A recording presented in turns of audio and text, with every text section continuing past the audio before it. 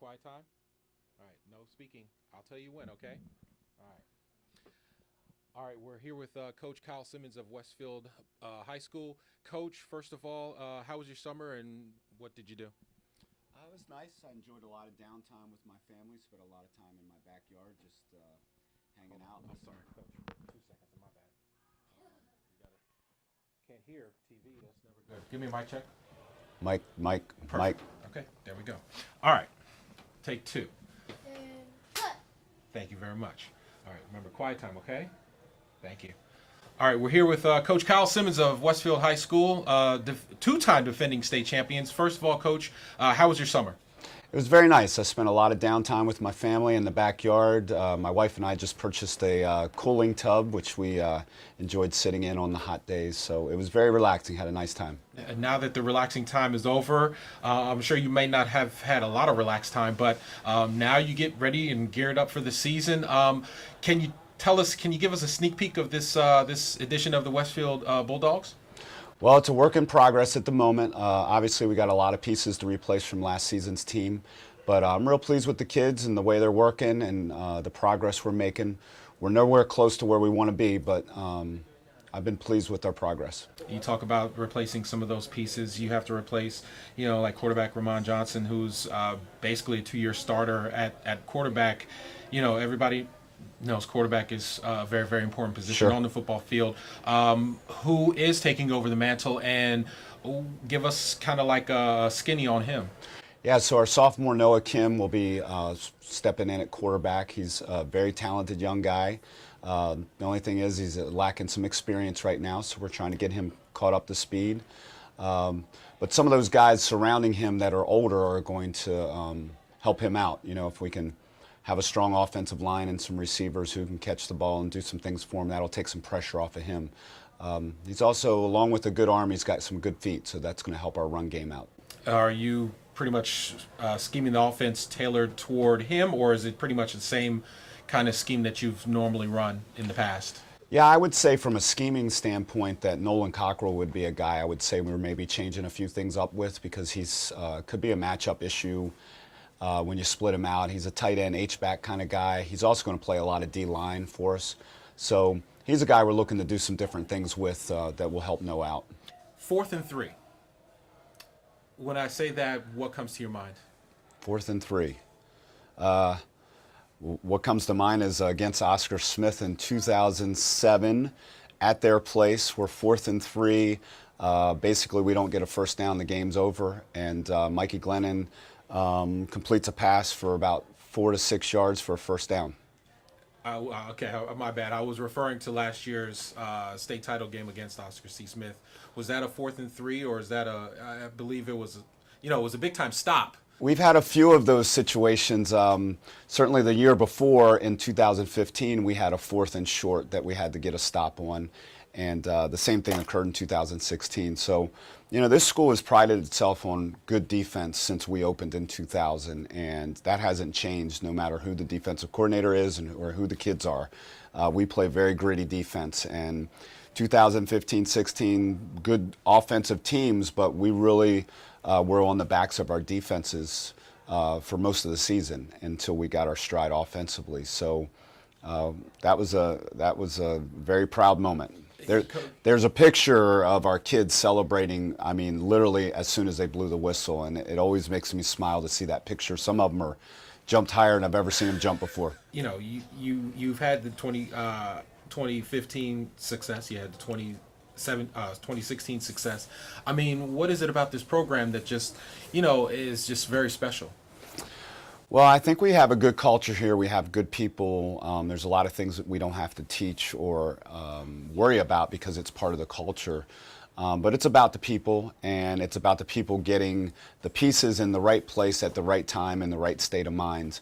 We talk a lot about being our best in December, and that's something that we're talking about already, is that it's really not about where we are in August. It's going to be where are we November, late, hopefully early December, and that's when we want to still be playing. Talk about this season, you start off kind of big. Yeah. You know, Lake Braddock, you got some teams against coming up early with some kind of vendettas against you. You know, what are you telling your kids going into, week one? To be honest with you, I really haven't talked about week one too much. I just talk about each day getting better. But you're right. Lake Braddock's going to be a great test for us early on, and then we have South County after that.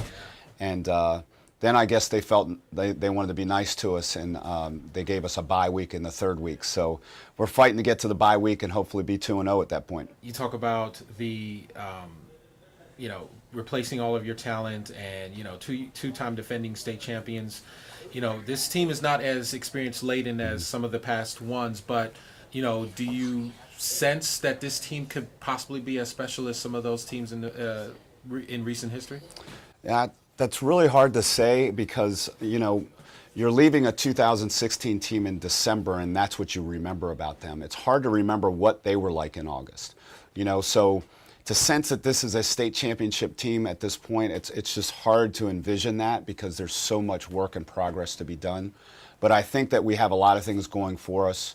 One of which is we've been to back-to-back state championships. You can't replace that experience, whether it's the coaching staff or the players that were part of that. So we have some things in our favor, but we're far from where we need to be for me to be able to say we're that caliber of a team.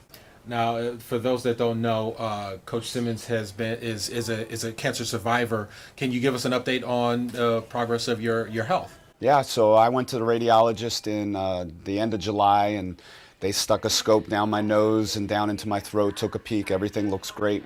I have another scan in February, so that'll be the next big hurdle. But everything so far is good. I feel great, and I'm happy to be healthy. You've gone through cancer and you've gone through battles on the gridiron.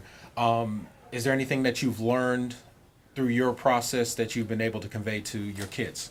Yeah, I try to share with them that I understand that what they're going through in practice and in the game of football is difficult.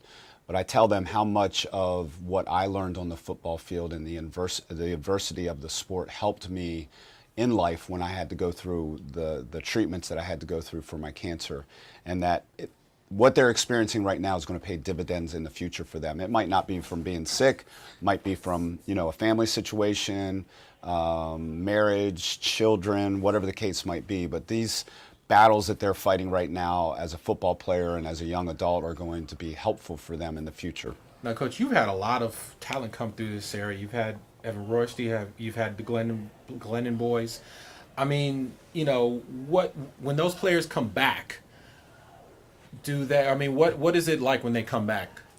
One thing I hear a lot from players who have gone on to play in college is that high school still is where their memories are when they think of football being its most enjoyable. And I think that that's hard to preach to the kids, but it's always good for them to hear that this is probably some of the best experiences in your life when it comes to playing a team sport and playing the game of football. It may get a little more business-like as you move up the ladder, and I told them last year going into the playoffs that, just really enjoy the experience and look around and enjoy each other, and you're not going to be an athlete forever, and these are things that you want to be able to remember when you're 45, 50. Do you have an itch to scratch in the college game possibly, or is Westfield where your heart is?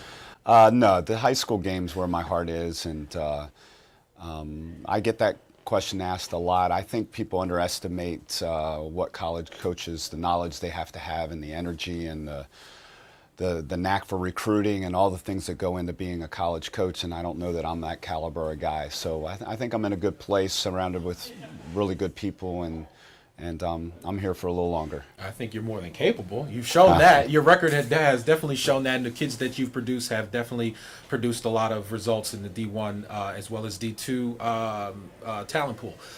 So, Coach, going back to this season, Lake Braddock, you have South County, the bye week, Stonewall Jackson, and then you get down to the end where you have Centerville and Chantilly, kind of like rivalry games. Mm-hmm. At what point in the season will you definitely know whether or not this team is, that team, or whether or not there's, you'll have a couple rough weeks of practice? Well, I'll be honest with you. In 2015, it wasn't until Thanksgiving week that the game of Thanksgiving weekend that I thought, okay, we're on to something now.